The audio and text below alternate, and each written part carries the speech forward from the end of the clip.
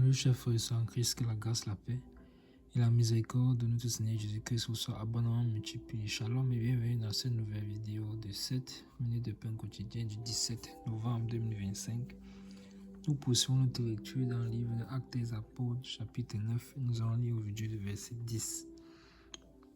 Donc, nous avons vu dans les vidéos précédentes que Saul, sur sa route pour aller à Damas, persécuter les frères et sœurs en Christ et les ramener à Jérusalem, homme comme femme liée, a été rencontré par le Seigneur qui lui a donné un différent ordre de mission que celui qu'il avait. La ville de Damas, donc, où il devait aller, saisir les chrétiens, se retrouve donc comme être la ville dans laquelle il va changer complètement.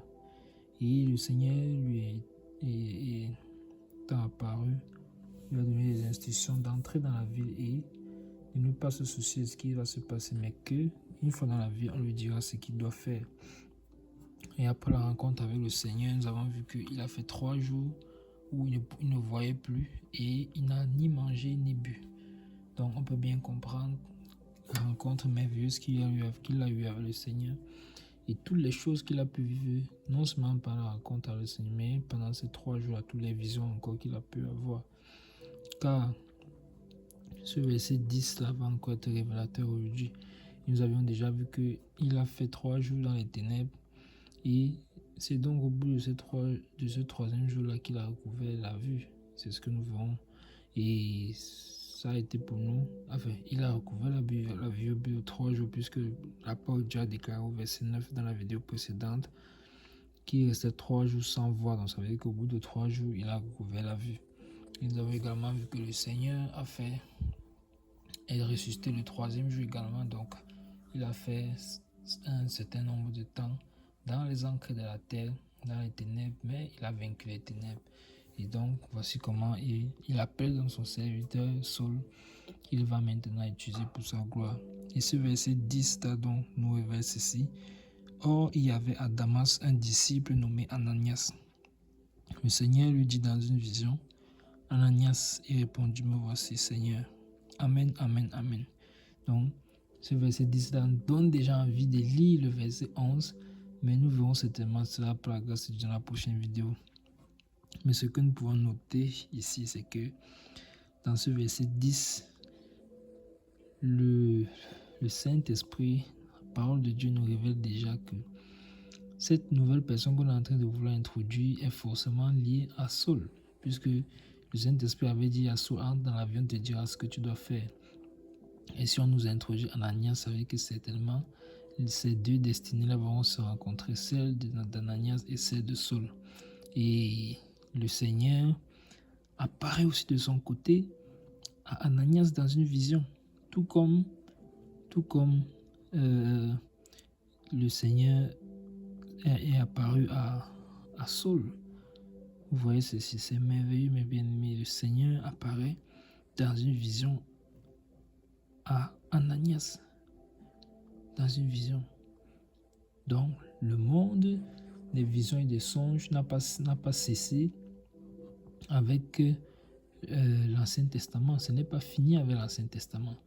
Nous voyons bien donc que dans la Nouvelle Alliance, dans l'Église du Seigneur, le Seigneur continue à parler par les visions, par les songes.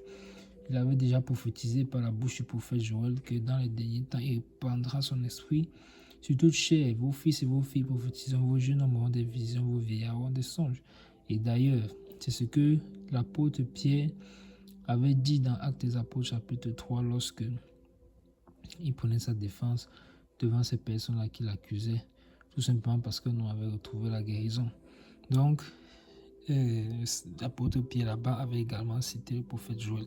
Ici, encore une fois de plus, nous voyons dans ce petit rappel-là que le Seigneur nous fait que les songes et les visions, cela est bien évidemment du domaine des enfants de Dieu, car c'est Dieu qui fait grâce, c'est lui qui a déployé, qui continue de déployer son esprit.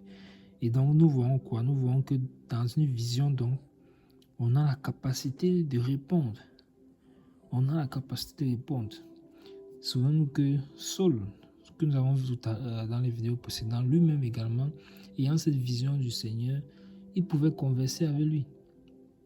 Il pouvait converser avec lui à tel point que il a pu restituer plus tard quel était le contenu de sa conversation avec le Seigneur pour que Luc, car c'est Luc qui a écrit le livre des Actes des Apôtres, pour que Luc puisse écrire cela, mettre cela par écrit. Et d'ailleurs, Paul, plus tard, puisqu'il se nommera Paul, le Seigneur changera son nom, va lui-même, dans un autre livre des Actes des Apôtres, raconter ce qui s'est passé dans ces rencontres qu'il a eues avec le Seigneur. Donc, dans une vision, on a la capacité de répondre, de converser avec le Seigneur. Donc, Ananias a fait quoi? Il a répondu, « Me voici, Seigneur. » Alléluia. « Me voici, Seigneur. » Il n'a pas douté. Il n'a pas commencé à dire, « Ah, quelle est cette vision? Est-ce que c'est pas un mauvais esprit qui m'apparaît? » Non. Cela nous montre quoi? Cela nous montre que voici un homme qui avait l'habitude d'avoir des visions. Voici un homme qui avait l'habitude d'être en communion avec le Seigneur. Voici un homme qui était pleinement versé dans les Écritures avec le Seigneur, qui avait cette communion, cette intimité avec le Seigneur, de façon que lorsque le Seigneur lui apparaît, il dit, sa réponse est claire, « Me voici Seigneur », parce qu'il sait que le Seigneur va l'utiliser. Et d'ailleurs, ça nous montre que ce n'est pas la première fois que le Seigneur l'utilise. C'est tellement pas la première fois. « Me voici Seigneur », un soldat prêt. Un serviteur prêt, fidèle, disponible et être prêt à être utilisé par son maître. C'est magnifique. Que le Seigneur nous aide également à être pareil. Ça nous montre effectivement qu'il était habitué à cela. Habitué à cela. Contrairement à Saul, qui pour la première fois, on a vu que c'était sa première rencontre avec le Seigneur. Il est tombé. Il est sorti de là même. Il a été aveuglé encore par cette lumière. Or, Ananias était habitué à cette lumière, était habitué à la lumière du Seigneur, à la présence du Seigneur, de façon qu'il peut converser avec le Seigneur de façon claire. Et nous verrons certainement par la grâce de Dieu dans la prochaine vidéo que c'est véritablement une confirmation que ce n'était pas la première fois, parce que la manière dont il conversera avec le Seigneur nous introduira que cela n'était pas la première fois. Et c'est donc un enseignement pour nous à avoir cette intimité, à avoir cette relation avec le Seigneur, à désirer même à ce que le Seigneur puisse nous apparaître également en vision pour que nous puissions converser avec lui. Et vous voyez qu'il ne doute pas sur sa vision. Pourquoi? Parce qu'il a l'habitude. Il connaît, il sait reconnaître le Seigneur. Évidemment que le Seigneur nous fasse grâce également. Nous arrêtons là pour aujourd'hui. C'était tout pour les 7 minutes de pain coaching de ce jour. Que la grâce, la paix et la miséricorde de notre Seigneur Jésus-Christ vous soient abondamment multipliées. Shalom.